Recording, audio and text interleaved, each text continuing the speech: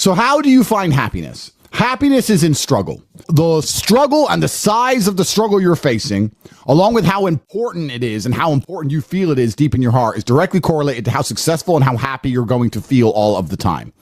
Struggle is extremely important for a man, and you should be looking to inject struggle into your life permanently.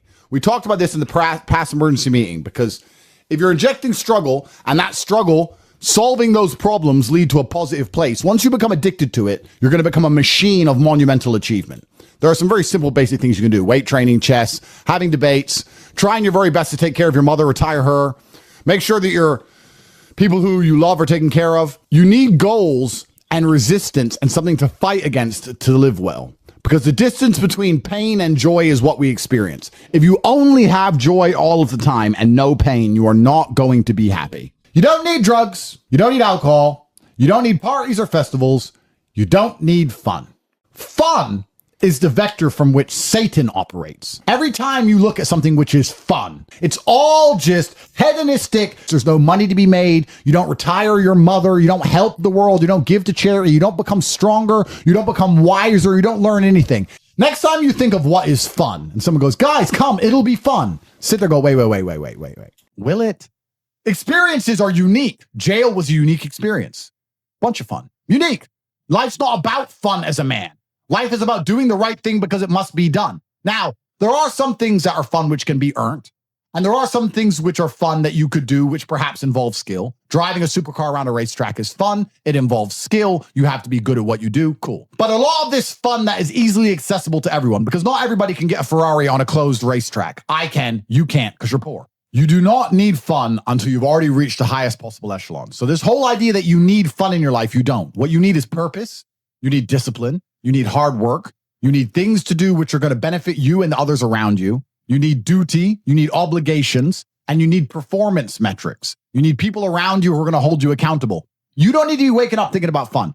You're nobodies. You're not important. Nobody knows who you are. You're not physically strong. You're not financially wealthy. You have bigger concerns. You're obsessed with this idea of fun. Hey, what are we going to do this weekend? We need to have some fun. Do you? Do you need fun? Do you deserve it? Really? Have you actually gone out there in the universe and made a mark large enough that you're allowed some time off to have some fun? You don't deserve any fun. You don't need any fun. You have work to do. Your obsession with fun is holding you back. These things you think are fun aren't fun.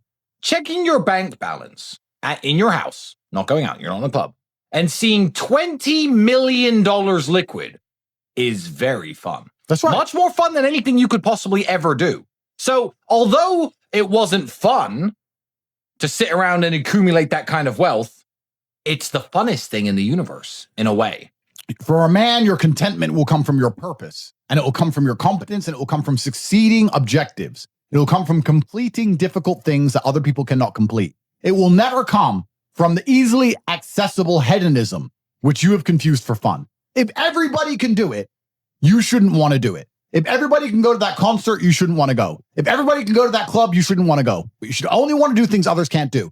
The only fun I have is doing things I know you're not allowed to do. Putting my Bugatti on an A380 and flying it around the world to a racetrack, which I've rented out for only me and only my friends to race around cars. You can't do that. I can. That is fun. But if you say to me, Andrew, come to this party, and I say, well, who's there? Everyone. Oh, everyone's there. Does that mean I need to go? Right? It's the event of the century. Ooh, everyone's there. If everyone's there, it's trash. So you need to sit there and go, all right, I'm being asked to do something fun. Who else can do this? And if the answer is everybody, stop. I clear my emails. I've trained hard that day. I've made a couple $1 million.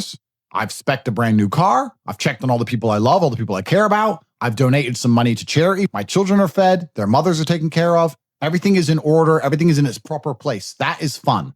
If you say to me, Andrew, skip a portion of that organization and professionalism so that we can go and do something that everyone else can do, my answer will be no. That does not sound fun to me. And the fact that you think that's fun shows that you have a severe mental deficiency. Stay away from it. You're only going to find actual fun through purpose. And you're only going to find purpose through exceptionalism. So you need to become the best possible version of yourself in all realms. That's extremely important. The reason you are so unhappy is because you are trying to have fun. You're unhappy because you're trying to have fun instead of trying to become important. They are very different things, and you're never going to feel satisfied in your heart unless you become important. Please imagine. And being important is fun. Oh, it's absolutely fun. Please imagine, and I don't state this with arrogance, please imagine for a second you're the most Googled man on the planet and you're a kickboxing world champion and you have hundreds of millions of dollars and you're built like a tank. Imagine how you feel when you look in the mirror. Nothing can match that and nothing can beat that. As a man, you need to have struggle in your life. I want you guys to actually sit and think, what struggle are you going through daily? What struggle are you undertaking? What struggle are you trying to overcome? Because you should make a list of them. I can know for myself, every single day I wake up and I train physically. Every single day I have to go through X amount of physical pain when my day begins. That is a struggle that must be completed. Then I must try and keep my massive empire online, see my children, take care of everybody. There's struggle involved. My life is difficult. Difficult lives are fulfilling because we used to have to hunt and fish and go out there and go through difficulty to survive. And I often see that when I speak to people who are too comfortable, they end up being unhappy. Yeah. You can't entertain yourself to happiness. You must earn happiness. You must climb a mountain. You must struggle yourself to happiness. That's extremely important. There must be physical, mental, social, creative, some kind of spiritual struggle. And those things being satisfied is what's going to satisfy you. It's like Bitcoin. Bitcoin's a mathematical equation. You solve the equation, you get a Bitcoin. Life is very much the same. There's struggles, there's difficulties which you have undertaken, which you have adopted to try and complete. And when you finish those things, then you get satisfaction as a reward. That's the Bitcoin. The only other alternative to that to feel good is hedonism, which is drugs and alcohol. And that's not going to satisfy you for very long. And it's also going to destroy your life. So it's extremely important. This is actually why people are addicted to video games. Young men are addicted to video games because it mimics virtually what they ought to be doing in the real world. Yeah. Effort in upgrade their character to become a better version of themselves so they can do better things than they could previously do and explore new areas of the map. The areas of the map, which are Bugatti convention, flying there on a private jet to sit with billionaires. The Grand Casino Monaco is a cool area of the map that you have not unlocked yet, but it's great. Which requires you to upgrade your character as a person. You understand this in video games, and you do it in video games because it's very interesting to do. However, you don't want to do it in the real world. But in the real world, it's so much more rewarding.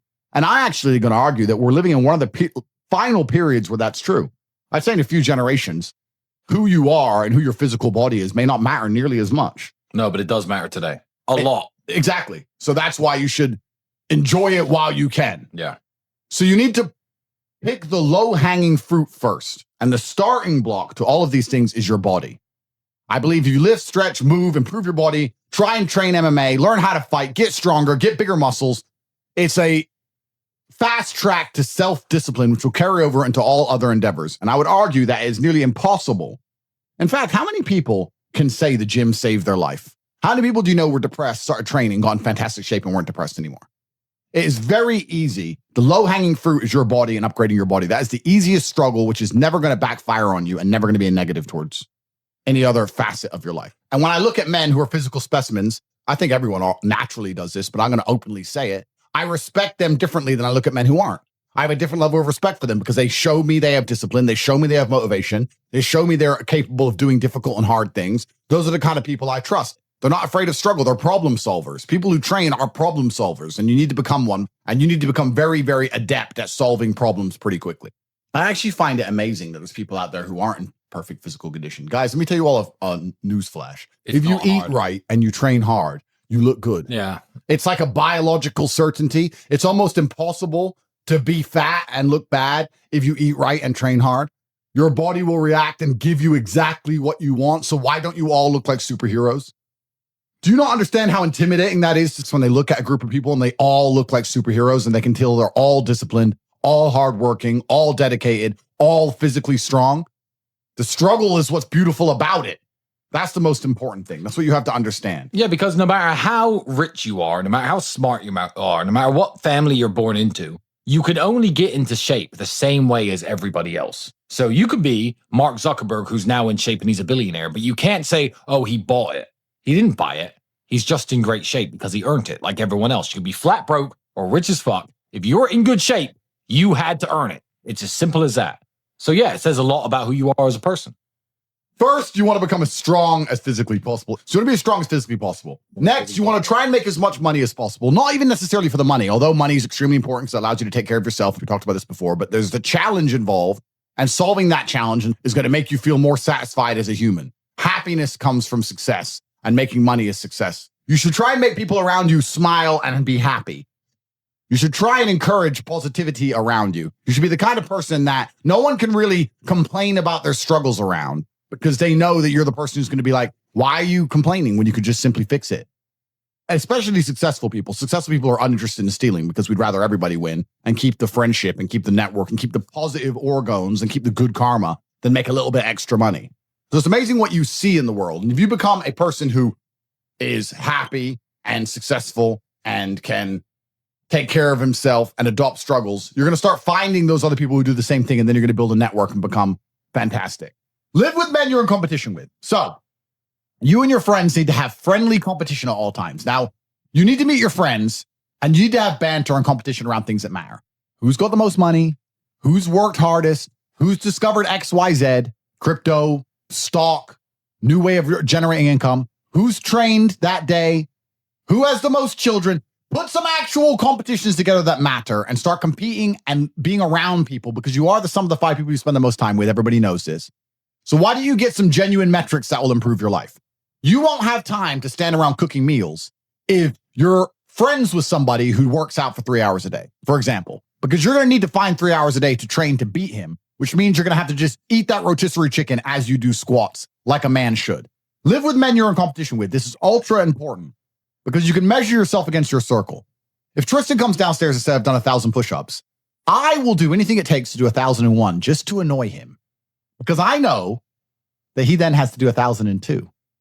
And pissing him off is worth it. It's always worth it. And that's why you need to have that kind of competition. Get your act together, get some genuine metrics, things that matter. And once they're all put together, you're going to live in a naturally competitive environment, which is going to increase your testosterone level. It's going to prevent you from doing a lot of dumb shit. And the competition one's great, because you can apply it to everything. There are a lot of people who are going to get, kicked in the nuts and take a fall, and they're going to let it beat them down. Andrew's lost very important kickboxing matches. Did he quit fighting then? Did I quit fighting when I got my ass kicked a couple times? No, you don't. You just have to continue, because in life, there are only winners and losers. There are no participation trophies. There's no, stickers and everyone's invited to have a good time. Life is hard, and everyone in life is actually trying to play the same game. If you're a sportsman, there's a small pool of people who compete at kickboxing, professional soccer, and the bigger the pool is, the more difficult it is. Well, life is the only game where every single one of us, 8.1 billion people, is trying to play the exact same game. And the same game is, there's only so much money in the world. There's only so many resources. There's only so much happiness. I'm going to try to provide for my family as best as I can. And whether people say money's not important or is important, everyone's part of this game. So winning is very difficult. And you have to keep trying when you get kicked and you fall down. And that's the advice I give to every young man who listens to me. People are afraid of accepting there's a problem, because then they know they have a responsibility towards fixing it. Yeah. And they don't want to do anything, 1, because they're lazy, and 2, because they're afraid they might lose. So they'd rather pretend there's no problem at all. And I think I often say to people in a lot of my videos about a lot of other subjects that it's not always the winning and the losing. It's the fighting in the first place. And there's plenty of men in history you remember who ended up losing in the end. Napoleon, for example, who still fought, which is why they mattered. It's not, if you're only going to fight when you're guaranteed to win, then no bravery is required. And you have to fight so that you can look back on your life and feel happy that you tried to do something when you knew it was going on before it was too late.